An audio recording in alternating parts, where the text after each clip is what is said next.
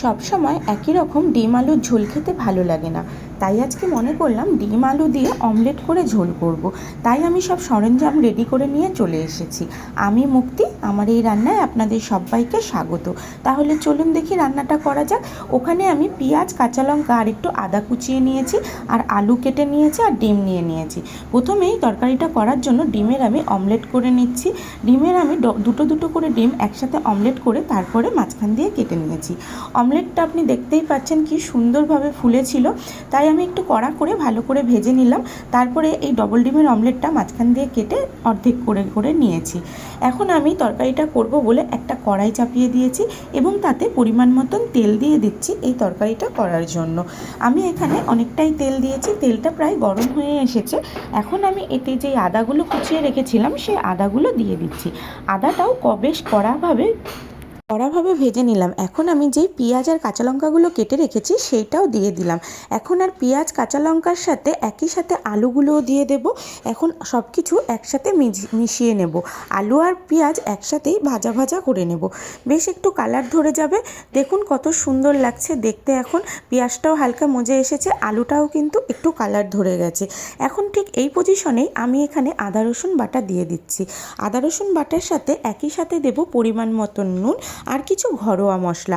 আমি কখনোই মশলার পরিমাপগুলো বলি না, কারণ আমরা যারা রান্না করি প্রত্যেকেই কম বেশি রান্নার মশলার পরিমাপ জানি, তাই আমি কিছু বললাম না। এখন আমি এখানে হলুদ দিয়ে দিচ্ছি, সাথে লঙ্কার গুঁড়ো দেব, ধনের গুঁড়ো দিলাম, আর দেব জিরের গুঁড়ো, আর পরিমাণ মতন লবণ তো আগেই দিয়েছি। এই সব কিছু মশলা ঘরোয়া যেগুলো সবসময় থাকে সেই মশলা দিয়ে এখন অল্প পরিমাণে একটু জল দিয়ে দিলাম। যেহেতু আমি গুঁড়ো মশলা ব্যবহার করেছি তাই আমি জলটা দিয়ে মিশিয়ে নিলাম। আপনারা চাইলে জলের মধ্যে মশলাগুলোকে ভিজিয়ে রেখেও দিতে পারতেন। আমি একটা ডিরেক্টলি কড়াইয়ের মধ্যে দিয়ে দিলাম। এখন আমি গ্যাসের আঁচটাকে হাই করে এই মশলাটাকে বেশ ভালোভাবে মিশিয়ে নিয়ে কষিয়ে নেব, যতক্ষণ এই তরকারিটা থেকে তেল না ছাড়ছে আর মশলাটা ভালো করে কষে না যাচ্ছে। বেশ 1 থেকে 2 মিনিট কষানোর পর আপনি দেখতেই পাচ্ছেন কত সুন্দর লাগছে। মশলাটা বেশ ভালোভাবে কষে গেছে আর আস্তে আস্তে এটা থেকে তেলও ছাড়তে শুরু করেছে। দেখতে কিন্তু খুবই সুন্দর লাগছে আর গন্ধটাও খুব সুন্দর বেরিয়েছে। এটা রান্না করা কিন্তু এমন কোনো ঝামেলার ব্যাপার না, খুব সহজেই রান্না হয়ে যায় একদম কম সময়ে। এখন মশলাটা কষে যাওয়াতে আমি এতে পরিমাণ মতন জল দিয়ে দিলাম, আর দেবো এখানে সানরাইসের গরম মশলা। আমার এই সানরাইসের গরম মশলা ভীষণ ভালো লাগে। আর তারপরে দেবো জেকের একটু গুঁড়ো গোলমরিচের। এই গোলমরিচের গুঁড়ো দিলে কিন্তু তরকারির টেস্টে আলাদাই একটা স্বাদ নিয়ে চলে আসে, আর খেতেও ভীষণ ভালো লাগে, গন্ধটাও ভালো বেরায়। এখন আমি একে একে যে অমলেটগুলো করে রেখেছিলাম সেই অমলেটগুলো ঝোলের মধ্যে দিয়েছি। এই ঝোলটা কিন্তু ফুটলে তবেই আপনারা অমলেটগুলো দেবেন, তার আগে দেবেন না। ঝোলটা ফুটে গেছে। এখন আমি কি করব, একটা হালকা চাপা ঢাকা দিয়ে দেবো বেশ 1 মিনিটের মতন।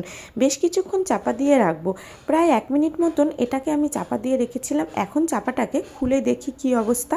বাহ, দেখুন কত সুন্দর লাগছে। অমলেটগুলো কি সুন্দরভাবে ফুলেছে, দারুণ গন্ধ বেরিয়েছে, আর খেতেও কিন্তু খুব সুন্দর হয়েছিল। আপনারাও বাড়িতে ট্রাই করে দেখবেন, ভীষণ ভালো লাগবে। অনেকেই আছে ডিমের কুসুম খেতে পছন্দ করেন না, তারা কিন্তু এইভাবে ডিমের অমলেট করে ঝোল করে খাবেন, খুবই তাড়াতাড়ি আর ভীষণ সহজেই বানিয়ে নেওয়া যায় ঘরে। এই রান্নাটা যদি আপনাদের ভালো লেগে থাকে তাহলে একটা লাইক করে দেবেন, আর পারলে এই রান্না আপনারা একটু শেয়ার করে দেবেন যেই সব বন্ধুরা কুসুম খেতে পছন্দ করেন না। আর এই রান্নার চ্যানেলটা আপনারা প্লিজ একটু সাবস্ক্রাইব করে নেবেন, কারণ আমি ঘরোয়া প্রসেসে এবং খুব তাড়াতাড়ি রান্না নিয়ে আসি। নমস্কার।